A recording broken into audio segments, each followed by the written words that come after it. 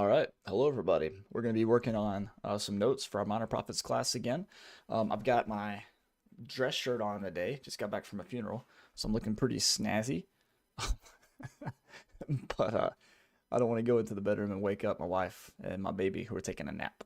So I'm going to be just, you know, keeping it keeping it real. I don't know. Okay. Today we're going to be looking at Minor Prophets today, specifically Hosea. And we're going to be looking through Walter Brueggemann's book, From Judgment to Hope, A Study on the Prophets. This is a book I introduced in our notes last night, and I thought it'd be good to sort of continue there now. Let me look at, let's see. Let's open up our documents from yesterday and see how it looks. So I've got two folders made, a folder for Daniel and a folder for Minor Prophets. I went ahead and split up the two syllabi that we worked on yesterday. And I've got the outline for the class here. And, oh, let's see. I've got the outline for the class here, and I'm going to go ahead and, let's see. Delete this part, since this is just the Minor Prophet section.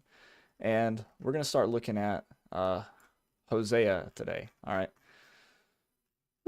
It's going to be a lot of work, but I think we can do it.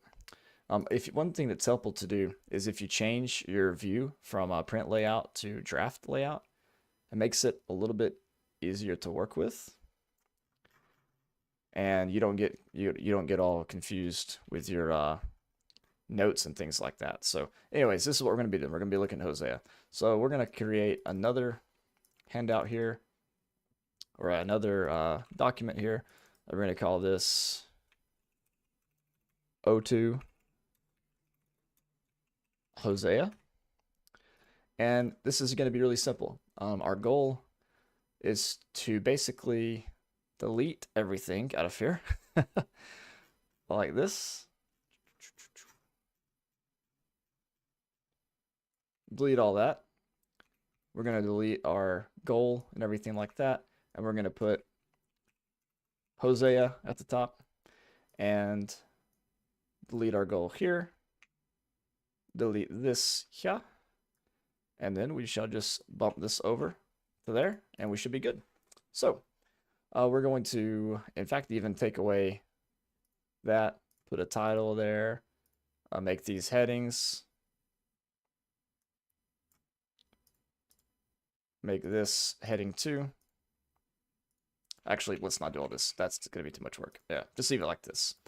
All right, go back to draft view, and then we can hop right in to the actual study, right? Okay, Hosea. So we've got here this book by Brueggemann, and the goal is going to be to supplement everything all the information we need here from this book by Brueggemann, and then cross-reference it with another book down the road. All right. So let's just open up an extra note here.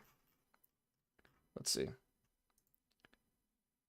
think we can just let's see. I've never done it like this. I've never done just making another note. That's okay. We'll just do it like this. Okay. Sorry about that. Okay, in the last chapter, we examined the series of little prophetic books that runs from Hosea through Malachi. We dub the 12 minor prophets. When we call them by this name, we mean that they are small pieces of literature when contrasted with the big books of the major prophets, Isaiah, Jeremiah, and Ezekiel. Let's go ahead and highlight that. I like that idea there. There is danger, however, by naming these books based on their size. It might lead to an unwitting judgment that they are minor in their import and message. I actually like that, so I'm going to highlight that quote as well. We need these quotes for our other document, actually. I have here the Minor Prophet syllabus.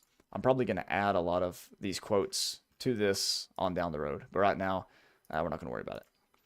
There is nothing minor about the message of the prophetic books of Hosea, Amos, and Micah, even if they fill fewer pages than the other books. These three prophets are commonly included when we speak of the prophetic tradition. They figure along with Isaiah and Jeremiah as the ones to which we most regularly refer. So since he actually starts with Amos, we're going to start with Amos as well, just so I don't have to do too much work in skipping around. And to do that, we're just going to continue with our naming convention here. I'm going to name that 3-Amos, and that way everything stays not in alphabetical order, but in numerical order. Amos, commonly reckoned to be the earliest of the 3 minor prophets, was the Judean who made his proclamation in the north and so collided with the priest of the royal shrine in Bethel. We do want to mark that this is the earliest of the prophets, and probably go ahead and add that quotation to our document here. Rename this Amos, and just add this quotation right there. A case can be made, though not proven, that Amos is especially informed by the old traditions of folk wisdom. In that perspective, it was steadily observed that deeds have consequences that are entirely predictable, and the deeds of Israel would lead, he said, to dire outcomes. The best known words from Amos are in 524, a text used at the memorial for Martin Luther King Jr. in Montgomery. But let justice roll down like waters and righteousness like an ever-flowing stream.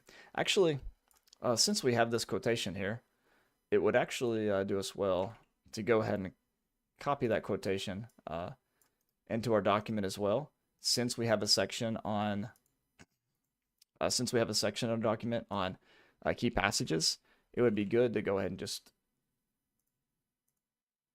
put that in there for future reference, right?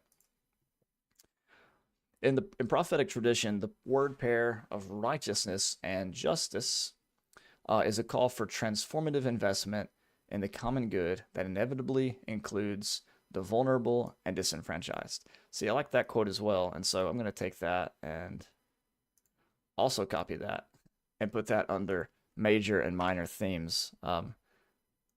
Seems an appropriate place. Seems an appropriate place for that quotation. But of course, that verse of summons is preceded in the same chapter by 2 accent points. On the one hand, Amos reprimands Israel for the death of justice and righteousness in Israel. I want to see that actually. Isaiah 5:7 and Amos 6:12. And identifies the economic abuse of the poor. They will have a bad outcome for the exploiters. Bump the size up real quick for you. Therefore, because you trample on the poor and take from the levies of grain, you have built houses of hewn stone, but you should not live in them. You have planted pleasant vineyards, but you should not drink their wine. On the other hand, by a series of imperatives, seek the Lord, seek good, hate evil, and love good, establish justice, Amos makes clear that engagement with Yahweh, the God of Israel, is an equivalent to the practice of economic justice. The verses preceding 524 articulate a divine rejection of cultic practices. Israel's liturgies have become a narcotic that screened out the economic realities of life. See, those are a good. That's also a good quote to include into our document here. And this document, basically, what it is it's just a collection of quotes, of data, of information that we can use to pretty much that we can use to pretty much refer back to later as we construct our handouts that we'll do more towards the end of the summer, I hope. So anyways, we want to kind of take our time doing this. So since we're doing this deep dive on Amos, let's pull up the resource that we had found from the other book and use it to get us a little bit more specific information. Because here we don't really have a lot of specifics offered to us in Brueggemann's work. We have more just of a general, sort of a general outline, and I would prefer to have a little more specific information here. Let's see.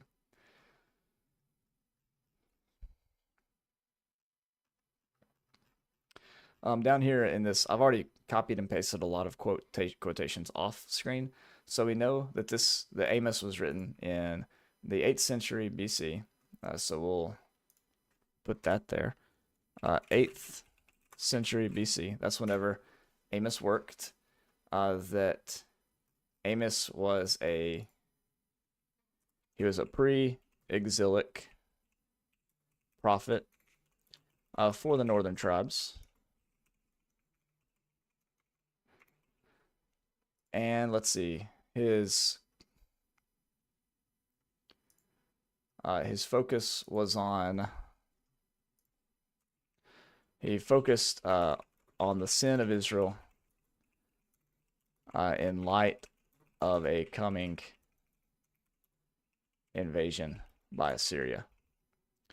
So this is basically what we're doing. We're just collecting data. And when you collect data like this, what it helps you do in the future is put together, a more I'll put together a more detailed handout here. And so here's actually another situation that we can, it's basically what we just wrote, but it's got a little bit more details here. The prophets are located in a time of deep historical crisis that featured the rising threat of the Assyrian Empire that resulted in the destruction of Samaria, the capital of northern Israel, and an assault on Jerusalem in the south, and eventually an alliance force on King Ahaz in Jerusalem. So that's again basically what we've already written here. So let's keep going. So we have date of composition. Amos is 8th century BC. It's the first of the three minor prophets, a pre-exilic prophet for the northern tribes. And again, that's his audience. His audience is Israel, and his situation is the coming judgment of Israel by Assyria, right? Okay. So that kind of gives us a little bit of information on the historical circumstance. But like I mentioned before, we do want to go to our resources here and see if we can't pull a little bit more information on Amos, maybe something a little bit more specific that could help us out. So here's an introduction to the prophets by Paul L. Reddit. And we're just going to go and see if we can't find the book of Isaiah. So here's the major prophets, and here's the minor prophets, the book of the 12. And we want to take a look at, of course, Amos. Warnings of destruction. If the collection name for Hosea warns of impending divorce between God and Israel, and if Joel cries out to Judah to fast and lament, the collection name for Amos returns to the theme of divine judgment. Only the last 5 verses of the collection, verses almost certainly added by the hand of a later redactor, express any hope, and that hope is not for pre-exilic Israel or Judah, but for the fallen Davidic dynasty. Before examining the hope, however, we shall consider Amos's warnings of destruction to Israel. So, let's take a look. As mentioned in connection with Joel, the Septuagint differs from the Masoretic text in the sequence of the first 3 collections of the Book of the 12. In the Septuagint, Amos follows directly upon Hosea, thus breaking out the close connection in the Masoretic text between Joel 3:16 and Amos 1:2. A consecutive reading of the 12 in the Masoretic text, however, forces attention on that connection. Remarkably, Amos 1:2 turns what was a word of assurance in Joel 3:16 into a warning, followed by ominous threats to pasture lands and hilltops. I actually really enjoyed that quotation, so I want to add that. Let's see. I kind of want to add that to our document here. Where might that go in here? Probably key passages. Probably put that in the key passages. Let me go ahead and give that a highlight as well. Make sure that shows up in our minor prophets. Yes. Let there be no mistake. The verse warns the reader the 2 collections bear witness to the same God, but Amos was a different prophet than Joel and had a different message. The end of Amos also seems to figure in the later development of the 12. Following Aaron Scart, I don't know how to say his last name. Alberts argues that Amos 9:7-10 is derived from the hand of the redactor of the Book of 4, who thought that the exile would be, purificatory. He also notes Amos 9:11-15, which is clearly exilic or post-exilic because it looks back on the fall of the Davidic dynasty, derives from a later hand than the redactor of the 4. I would add that resonates nicely with the hope for the resurrection of the Davidic dynasty in Haggai and Zechariah. Hence, the beginning and end of Amos exhibit editing to bring the collection into agreement with other parts of the 12. Not really worried about that personally. That's a bit too deep for what the congregation, I think, would need. Okay, the setting for the collection. By the way,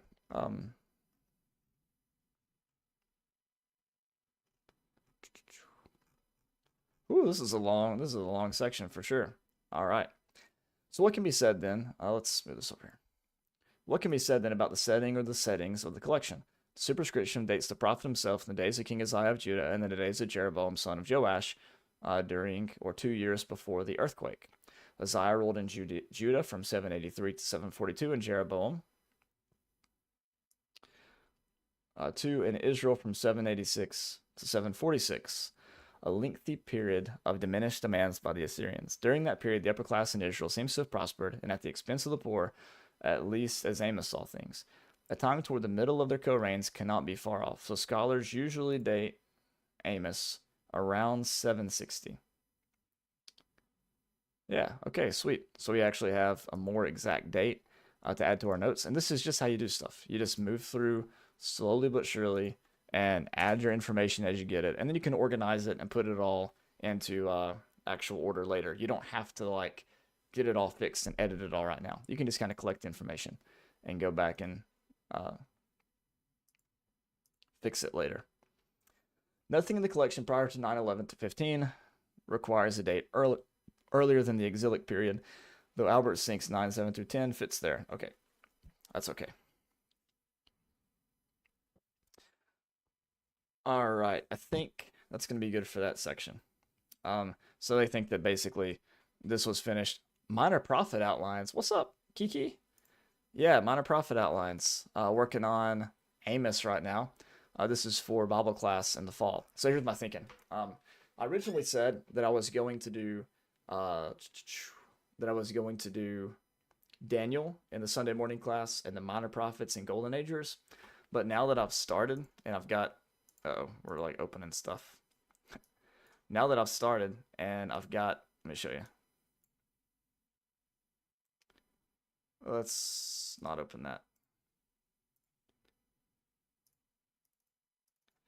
I've got this document prepared. I kind of want to just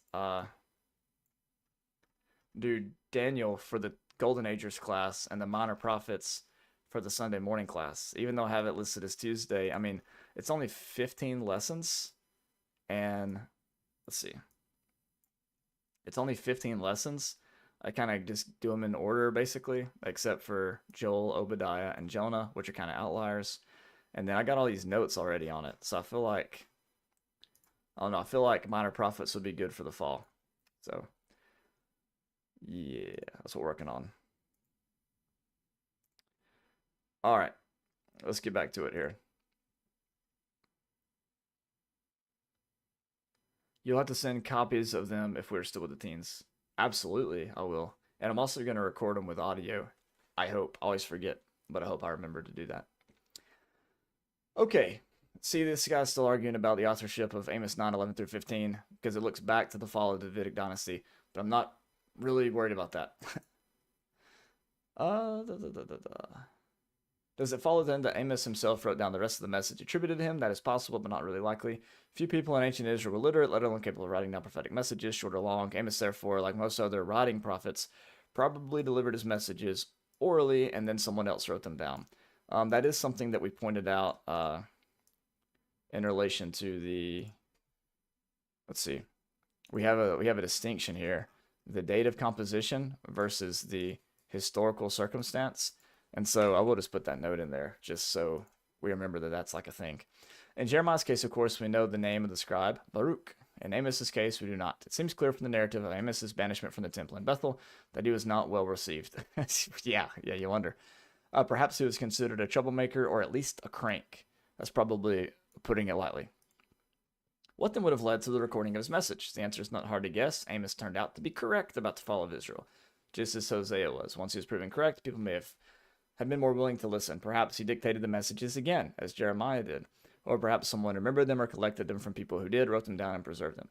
If he had positive things to say about the faithful northern Israel, no one bothered to collect them. I kind of think that's funny. His preaching explained to the faithful why the northern kingdom had fallen to foreign pagan rulers. Their own upper crust had betrayed God's covenant.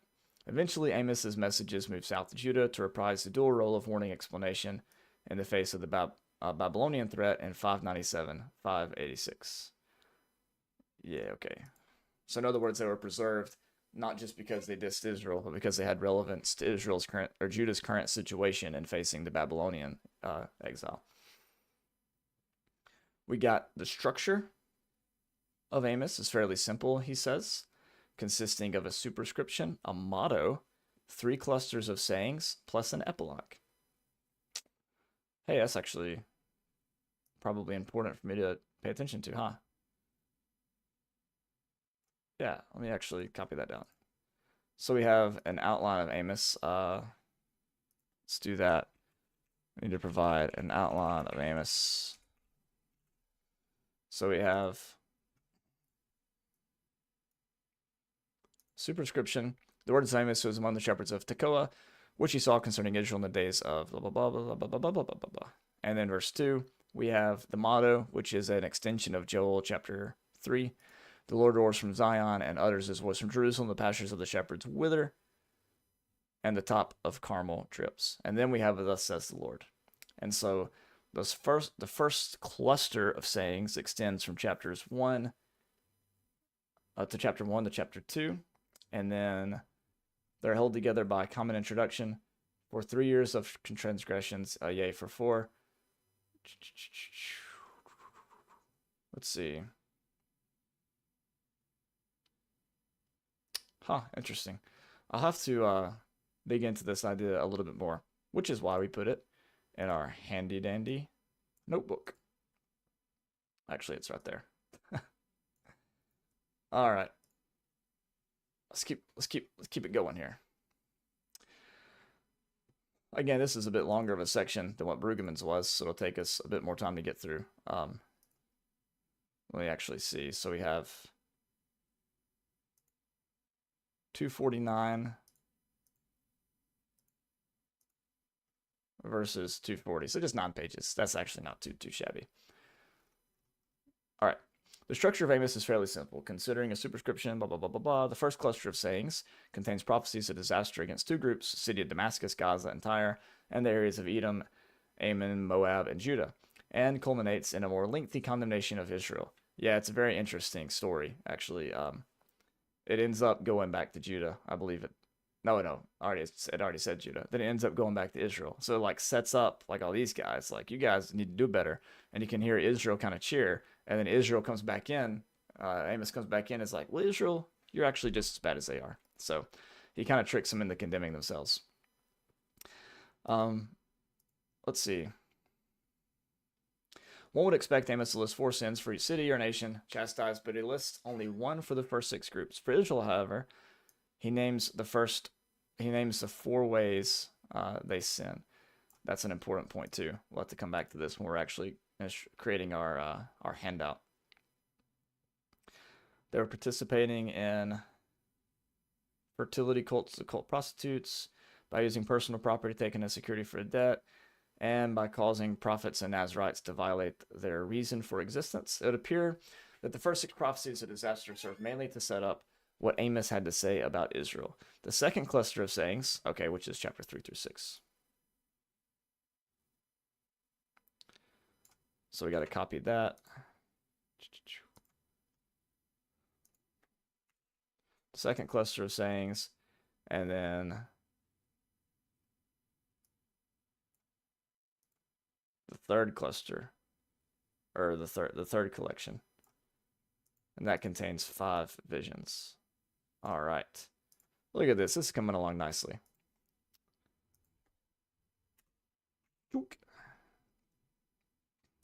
And then, of course, you have the epilogue at the end. Sweet.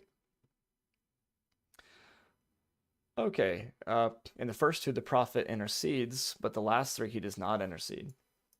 And the biographical piece in 710 to 717 details Amos's banishment from the royal temple. Okay. Okay, major genres in the collection. Whew. All right, prophecies of disaster dominate, but there's a couple of different genres that bring about the same outcome. There's a trial speech, a woe oracle. The trial speech begins with a summons to a trial. Let's look at it. Hear this word that the Lord has spoken against you, people of Israel, against the whole family that I brought up out of the land of Egypt. Okay. And then you have the woe oracle. Employs the Hebrew word hoi, best translated alas or ah, in the RSV, from which English-speaking scholars derive the name of this genre. Let's take a look at that. Woe to you who desire the day of the Lord. Why do you want the day of the Lord? It is darkness, not light, as if someone fled from a lion and was met by a bear. Well, that's just unfortunate. Or went into the house and rested a hand against the wall and was bitten by a snake. Oh man, that's... You just hate it when that happens, right? Okay, sweet. Okay, so that's the two different genres in Amos on top of the prophetic disaster. And then another genre to Amos's liking is the admonition, which either commands or prohibits given behavior. Okay. Let's write this down. So we have three different genres that are used. Put this in major themes. Actually, we have four genres that are used. We have the prophetic disaster language. We have the woe oracle. We have a trial speech. And then we have, what do you call it? Admonition? Yeah. And then admonition. It's important to identify those different genres whenever you're reading through, because it might change the way that you expect the language to behave. One special feature of the collection. Either Amos or someone involved in the transmission of his message employed 3 hymn fragments, which have been the subject of much scholarly attention. Within the 12, they stand closest to the Theophanies and Nahum 1 and Habakkuk 3. 4:13. For the one who forms the mountain, creates the winds, reveals his thoughts to mortals, makes the morning darkness, and treads on the heights of the earth. The Lord, the God of hosts, is his name. Okay, I gotcha. So it just like is different pictures of God. Cool. Someone has advanced the suggestion that they stem not from the hand of Amos, but of later tradition bearers who were influenced by the bearers of the Psalms. These hymn fragments build to their climax in the phrase, Yahweh of hosts is his name. Oh, does each one do that? The Lord is his name. And then here, I guess it starts with the Lord God of hosts in that one. The same God that created the heavens and the earth and is powerful enough to torch it as well was ready to act with regard to Israel. All right. Introduction to the prophet. Ooh, boy, this is good stuff. I'm all tangled up in my cords. The name Amos derives from a Hebrew word meaning to load or to carry a load. That's probably beneficial to have in my notebook.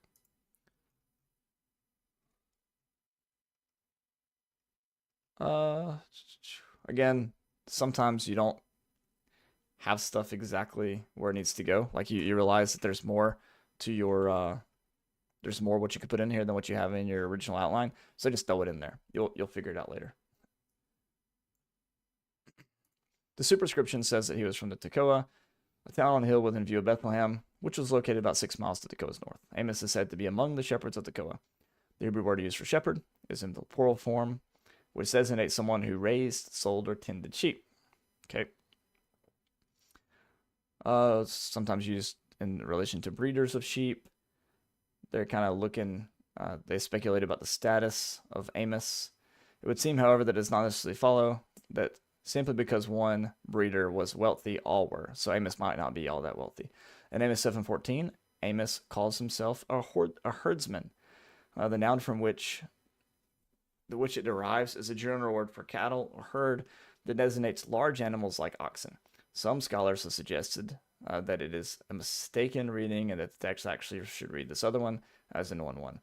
If so, Amos worked only with sheep. Well, that doesn't seem to matter all that much, to be honest. La da da da da. Let's keep going. The other phrase Amos uses of his occupation is a caretaker of fig trees. The precise meaning of the word translated caretaker is unknown, since the word appears nowhere else in the Old Testament.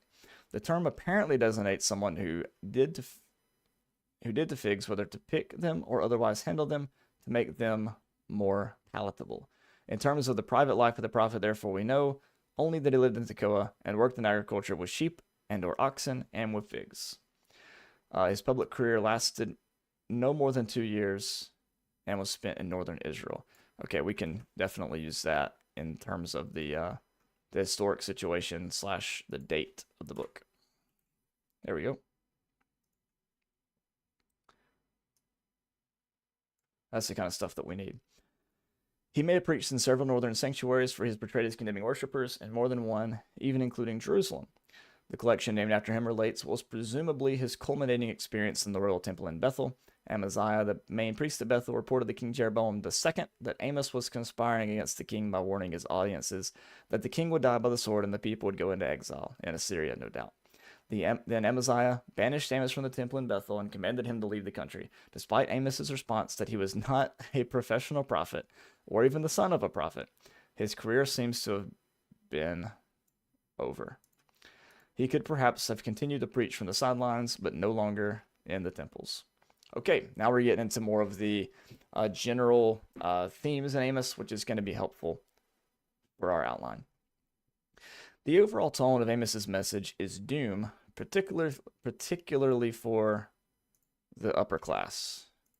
Huh. I didn't know Amos was one of them there liberals.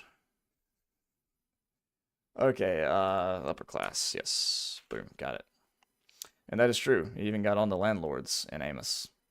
Yikes. In Hosea, that doom is mitigated by compassion and hope for eventual repentance and return to Yahweh, but not in Amos. The only positive passage. I'm back. This is the final one. Come here, buddy. And that is from the hand of a later redactor. We shall examine the message of Amos under 5 headings. Okay, so we have 5 headings. God's punishment of foreign nations, demand for social justice, the day of Yahweh, the monarchy, the exile, and restoration. So let's put that in our major and minor themes section, shall we? Let's see.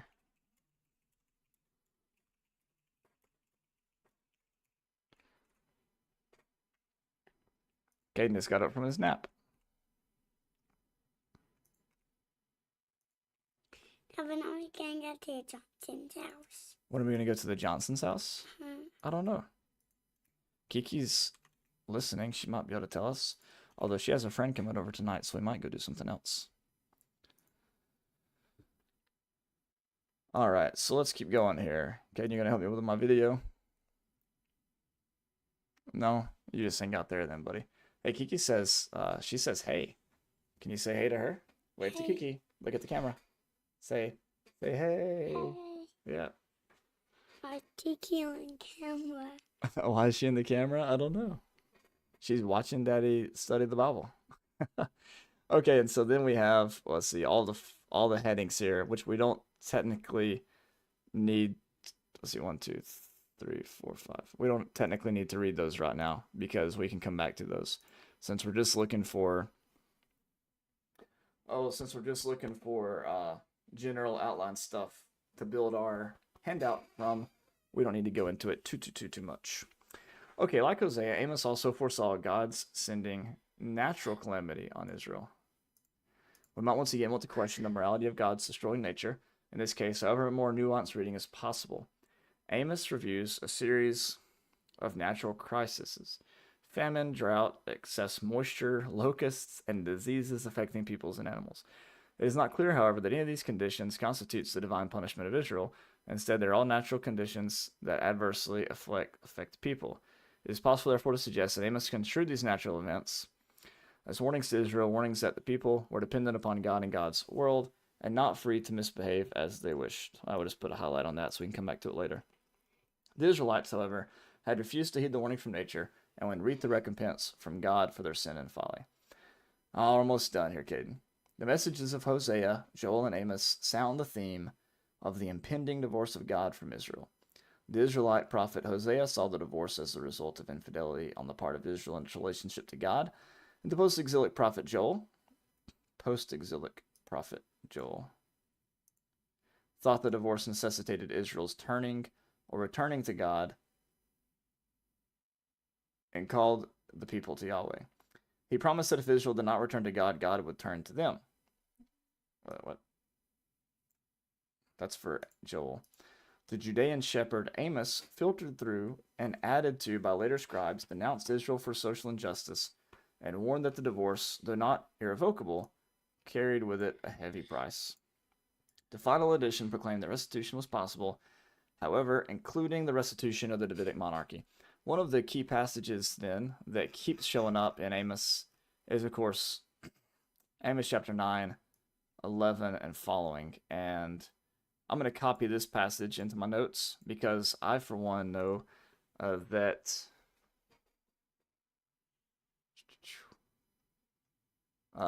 James in Acts chapter something, in Acts chapter 15, cites this passage. So it'd be good for us to keep up with. Okay. Yep. Oh, we got some further reading in there. That's good. And that brings us to chapter 11. Okay. Well, there's Amos. We have one more thing to do for our outline. Besides, of course, editing our outline and making it a little more nice and fancy and neat, is we need to find New Testament citations of Amos. The best way to do that is using a tool that I have called the New Testament Use of the Old Testament.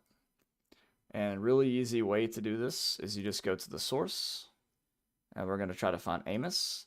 And there's 15 references, cross-references between the Old Testament and the New Testament, as you can see. And we're just going to copy and paste these because that's how you do it. I go to Kiki's house. You want to go to Kiki's house? Well, Kiki has a friend coming over, so we have to actually kind of like figure that out. Whoa. All right. And as messy as this is, it will make sense once I go through and delete all the passages out of it like that.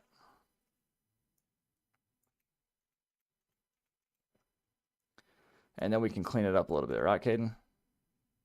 Do we need to clean this up a little bit? Why? So it looks a little neater? Why? So that we can read it better? What do you think about that? No. No? You don't like that? Oh, man. I thought it was a good idea.